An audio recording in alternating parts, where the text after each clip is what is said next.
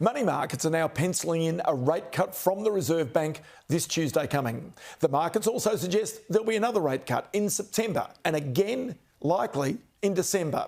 Yet home prices in June again hit record highs across most parts of the country, raising a question of whether investors are getting in ahead of the rate cuts or whether there are more price rises ahead. Ed Boyd spoke with REA Group economist and Flaherty late this week. Yeah, well, house price growth seems to be kicking off again. We really saw a slowdown over the back half of last year, and that now seems to have turned around. We're 2 interest rates down, and we're very likely to see another rate cut this week. What that means is that that's going to put more fuel under house price growth. We know that demand is still very strong. We're seeing very robust search figures on realestate.com. And if we look at the total number of homes coming up for sale, we are down slightly from where we are a year ago, which means that we're probably going to see a situation where demand for homes is above the level of supply that we're seeing. Yeah, the median price across Australia for a home's now $821,000. But just talk us through which cities grew the fastest over the past 12 months. Well, Adelaide ranks in number 1. It had been Perth for quite a while, but Adelaide has overtaken and now over the last couple of months has consistently recorded some of the strongest growth.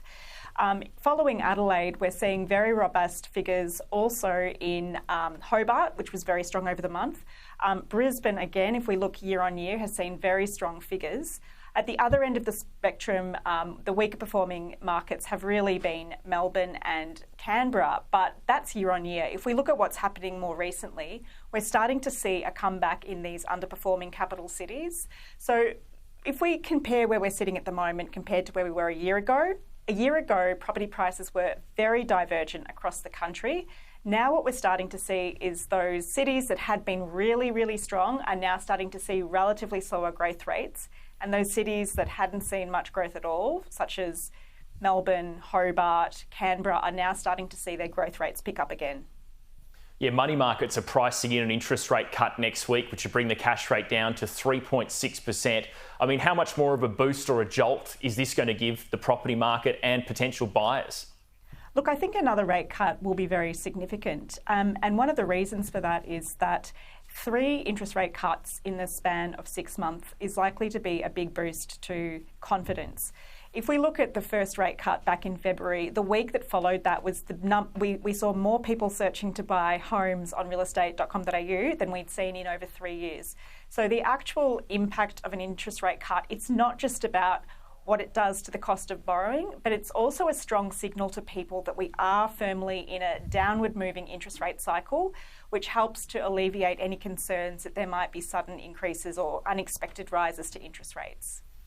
And it's interesting seeing prices rising in June, clearly a cold month of winter when there isn't a lot of properties for sale. So clearly the market is still pretty strong. Yeah, I think it's one of those myths out there that selling in winter isn't as advantageous. In many ways, it's actually a fantastic time to sell. We know that there are a lot of buyers out there, and typically we don't see as many homes come up for sale. So for people who do sell in winter, they often sell quite well. Demand is still out there, but there's fewer properties that they're competing with. And if we look at recent clearance rates, they're really very high. They're above what we were seeing back earlier in the year and certainly higher than what we were seeing in spring last year. And when you look at June, what's the sort of average time on market now for a property? How long does it take to sell? Look, it does vary pretty considerably by market. And what's quite surprising is that sometimes it's more a norm. So in certain markets such as Melbourne and Sydney and Canberra, auctions are a very popular way to sell. But in other markets, auctions are really not particularly common. And so a lot of it has to do with the kinds of sales methods that are more popular in different areas. Having said that, in some of the highest demand suburbs, we're seeing median time on market as low as under 2 weeks. 12 months ago, there were certain suburbs in Perth where properties were selling in 1 week. We're not seeing that anymore. But in general, what we're typically seeing is the 3 to 4 week mark. And are we starting to see more investors coming back into the property market again? Yeah, investor activity has been increasing for some time. If we look at the total number of loans going out to investors at the moment, we're up about 20% nationally.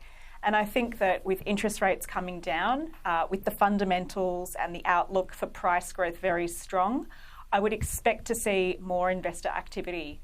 I think from an investor's perspective, there's a lot of opportunity in the market right now. Expectations are that will rise. And we do know that early next year, we're going to have some very significant expansions to first home buyer guarantee schemes. So we're likely looking at a wave of increased demand early next year. So from an investor's perspective, it might make a lot of sense to try and get into the markets sooner than later. Yeah, it certainly feels like there could be a fear of missing out at the moment. And just from an investor perspective, when they look at the rental market, how are rents tracking? Because clearly they're buying properties to lease them out. Well, that's right. And if we look at vacancy rates around the country, they're still sitting at below 2% in most markets.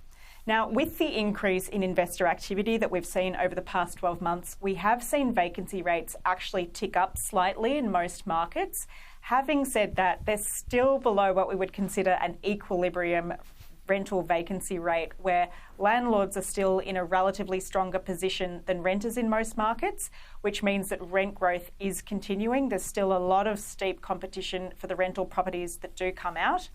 But if you think about it from the investor's perspective, not only are the prospects for capital growth good, but rent growth is very likely on the cards as well. It has slowed down from those peak levels, but it still remains quite strong in a lot of markets.